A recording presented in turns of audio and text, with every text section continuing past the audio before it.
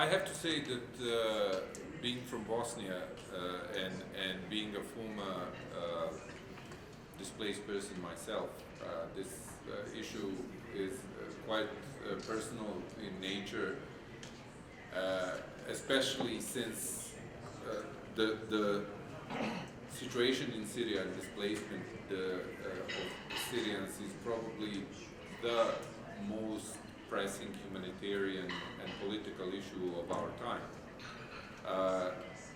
Because of the scale of displacement and brutality that has caused displacement, this issue is extremely complex, both in terms of the impact on lives of Syrians, but also in terms of possible solutions. And I think that what we are seeing now is a relatively dangerous pattern of thinking where some of the key actors in the Syrian crisis believe that return of displaced Syrians is some sort of a low-hanging fruit which can be conducted without a comprehensive mechanism in place to guarantee what we are discussing today, and that is a safe environment which would ensure a safe, voluntary and dignified return.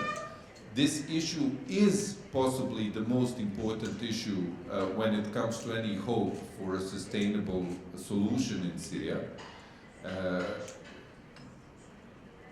particularly because of the unprecedented fact that more than half of the population is displaced, which creates a constituency without which there cannot be any sustainable solution. Yet, as I said, we are seeing different approaches which are experimenting with the return without taking into account the need for such a comprehensive mechanism which would guarantee the safe environment, especially as defined by Syrians themselves.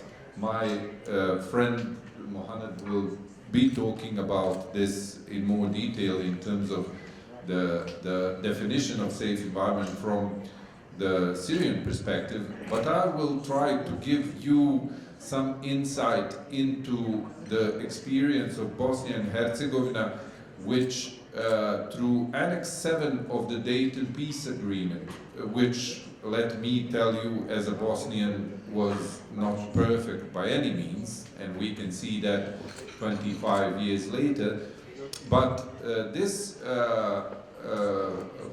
specific track, if you want, in the peace agreement, which dealt specifically with the rights of displaced Bosnians, the mechanisms implementing their return, both in terms of preparation for return, during return, and their integration once they return, is something that carries, I think, many lessons in understanding what is it when we talk about the safe environment. So allow me to present some of these lessons learned, which I believe may be relevant. In the Dayton Agreement, which, as you know, is the result of the pressure of international community, some of the key actors, including the United States and others. But also, let me tell you that, interestingly and very relevantly for the Syrian experience, Turkey itself is a member of the Peace Implementation Council in Bosnia, the body that oversees the implementation of the Dayton Agreement. This is relevant for one very simple fact, and that is that without international guarantees, robust international guarantees, there cannot be a serious discussion of implementation of any sustainable, safe and dignified return. That was the case in Bosnia, that is the case in Syria today. Because if we simply think about the creeping attempts at the normalization of the Syrian regime, how can we even begin to imagine that a regime that is responsible for displacement of the vast majority of displaced Syrians, the regime which still keeps tens of thousands of people detained and under torture for reasons that people were displaced in the first place, could in any way serve as a guarantor for people who are supposed to return. So therefore, the international guarantees and international supervision of any implementation of safe and dignified return is a must, and that is what Dayton experience teaches us.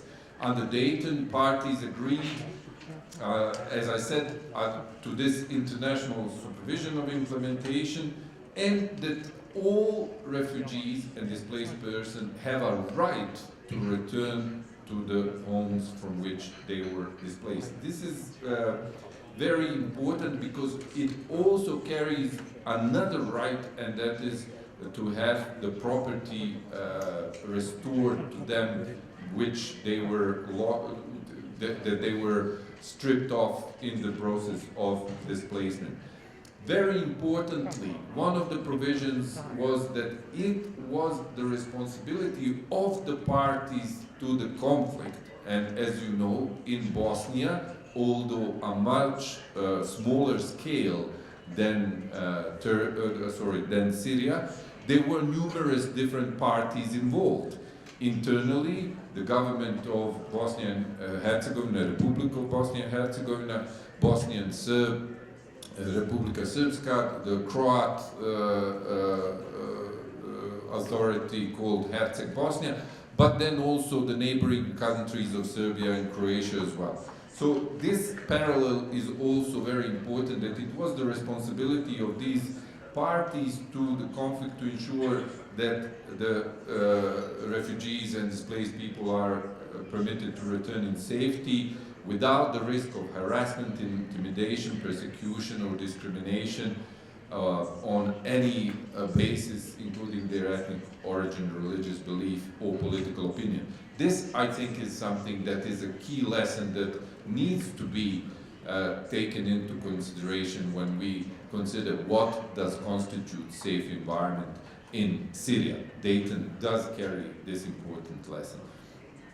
I think also when it comes to lessons to demonstrate the commitment to securing these rights and full respect to the rights of people who are returning and their fundamental freedoms, the parties to the conflict had to undertake some confidence building measures. This is what we are talking about before the return process even starts.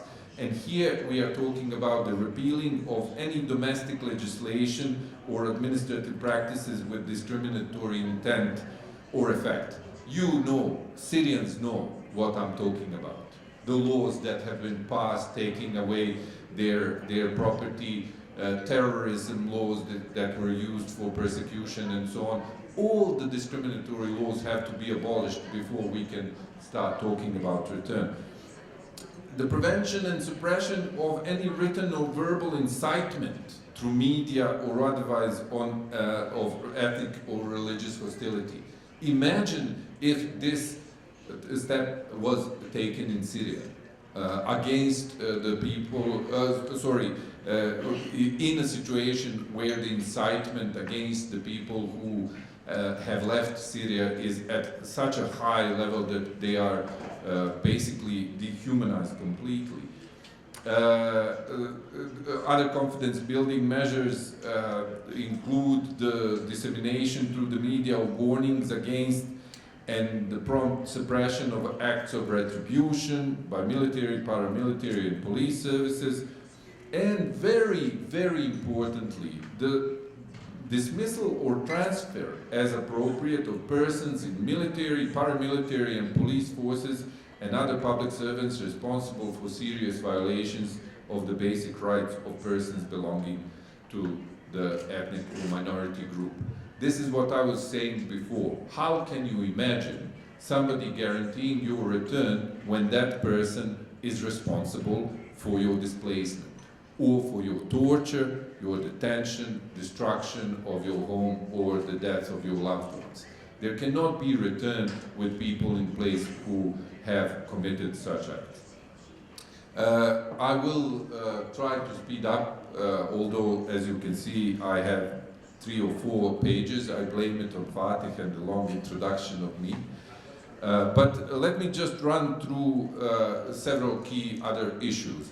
Amnesties are crucial, not amnesties that we are seeing coming from the Syrian regime these days, that are basically used for PR purposes, but true amnesties which will guarantee that people who have fled the country are not prosecuted on any discriminatory basis, or any crime unrelated to the conflict, so that they can actually return in order for them to be feeling safe and sound in knowing that they will not be persecuted for their political or other beliefs. Importantly, there is also a lesson that is relevant to Syria, and that is moratorium on forced conscription to the military forces. In Bosnia, that period was 5 years, and in the meantime the military was reformed so that the forces that people were threatened of being forcibly recruited into didn't exist. Only a professional military force existed at the state level. And the last point, although as I said, maybe we can discuss in the discussions, the role of UNHCR is very crucial, and this is something also very relevant to Syria. In Bosnia, UNHCR was entrusted with developing a plan for returns, and together with other organizations like the International Police Force that was present, the ICRC that was looking for missing persons, UNHCR had unlimited access and protection from all the parties in the conflict. In Syria, we can see that this is not the case. UNHCR does not have access to the vast majority of people who are forced for different reasons to return today. What is even worse, we are seeing a sustained effort at erosion of UNHCR's own protection thresholds from 2018, including the process that is going on right now in the review of the regional operational framework.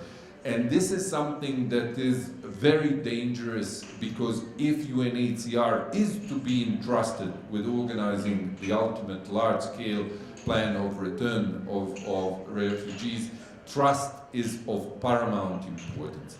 The last point is on the creation of the Commission for Restitution of Property. It was called the Commission for Displaced People and Refugees.